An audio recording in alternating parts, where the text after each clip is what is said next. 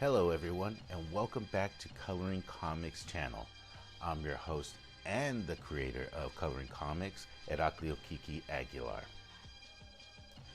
Thank you for joining me for another episode of Coloring Your Emotion. Today we'll be coloring the emotion Danger. To get the primary color that I'm going to represent for Danger, I'm going to refer to what I'm calling the emotional color wheel. Once I fix this wheel up, you can see right here, Danger is in the red section. After we figure out our primary color, we got to figure out a color palette. According to the internet, the best Danger color palette is a red, green, lime, orange, and brown color palette.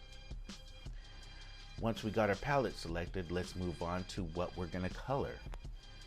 I myself am going to be referring to pages out of my product called Coloring Comics. You can go check it out at coloring-comics.com. And then I take the page and even simplify it more by choosing just one panel. Now that we have our color palette and our project we're going to paint, let's get to work. So, what is Danger? It's an exposure of liability to injury, pain, or harmful or loss. This can also include objects individuals claim as hazardous, perilous, precocious, and risky.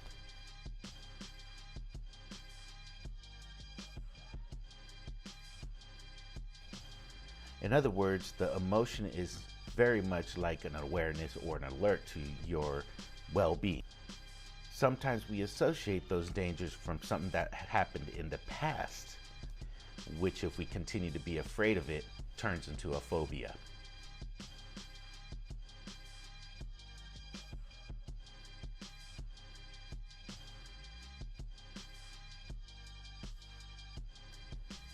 You also probably be asking why red represents danger.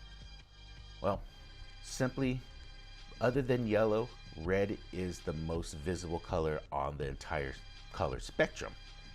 It's probably why we paint our stop signs red and emergency curb signs that color as well.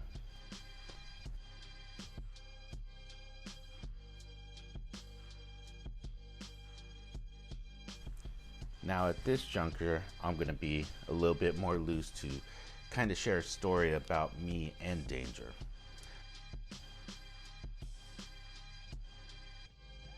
I could share about when I was in the military, when I was overseas during 9/11, or even living on Skid Row, or even my overall lifestyle. But today I'm going to choose to talk about something that happened to Texas a couple of years ago called Hurricane Harvey.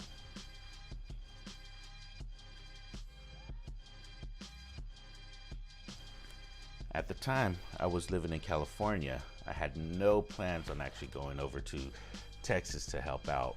But all of a sudden, my friend called me, asked me if I wanted to go and help him help people out. And since I didn't really have anything to do, I said, all right, I guess I'll go. Literally the next day, we're on a plane flight to Texas.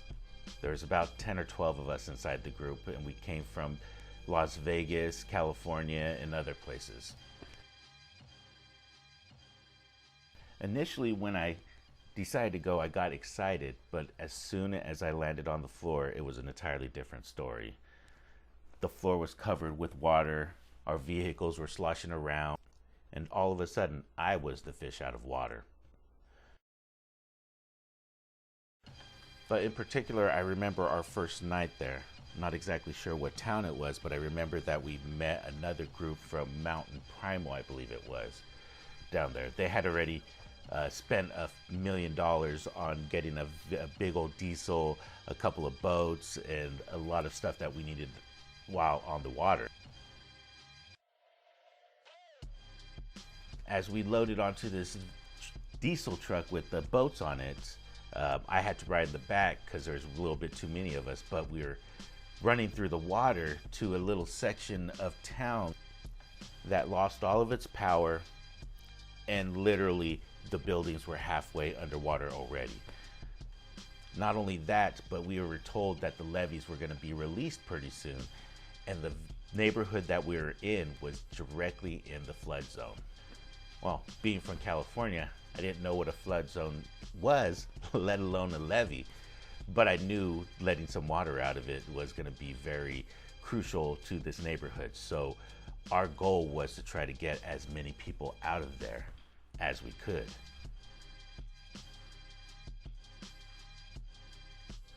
The unfortunate thing was nobody wanted to come with us. Apparently during the last hurricane, when they chose to leave their houses, robbers decided to come right behind them and rob their belongings. So a lot of them told us that they would rather stay inside of their buildings that were submerged in water rather than leave and suffer the loss of everything. Of course, being us, we tried to beg them to come with us, but eventually that was just all for naught. We eventually just left them with the extra food. Some people we gave packs of cigarettes to. We gave them whatever they felt they needed at the time, and we had to move on.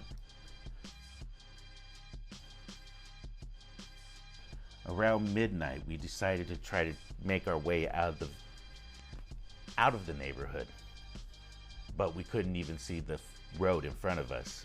We had to eventually pull off to a section to one of the houses that wasn't actually submerged to readjust our truck's tires. Once we finally got our truck pointed to the direction of town, we slowly trekked out of the water and back to somewhere physical and dry. Later on that night, the residents of the town put us up, but none of us literally could sleep. Adrenaline had kicked in as if we were back at war, and all of us were ready for action.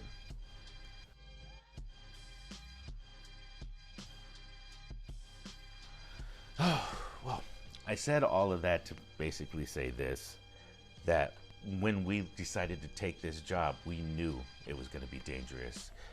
We knew we're going to be in a different world. We knew that regardless of what anybody else said, they needed our help, and we were willing to give it.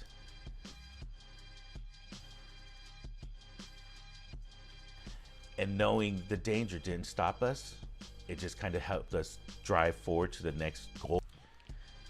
And the danger even gave me a little bit of courage to go back a few times, not just to pull people out of the water, but to help people build their homes again.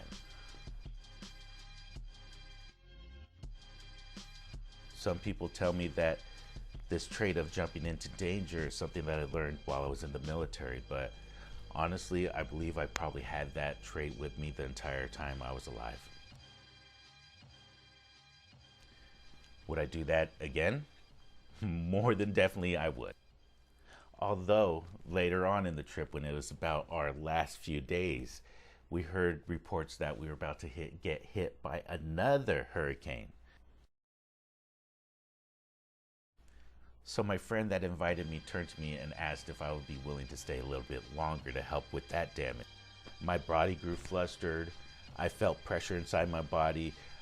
I fought the words coming out of my mouth, but eventually I did say yes.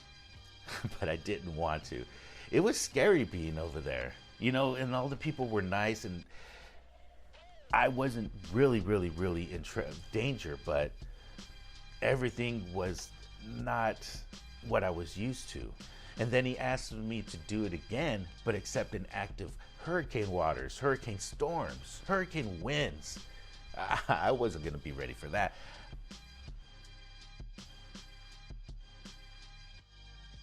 But that hurricane never hit, and we eventually got to go home. Oh, all right, enough of that. That was very deep for me.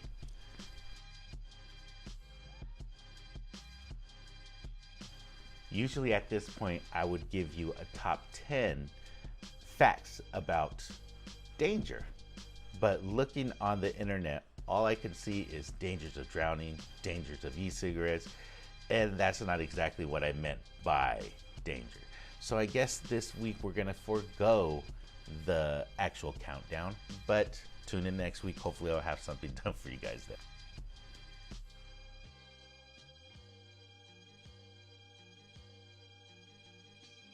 Well, I think that's it for me.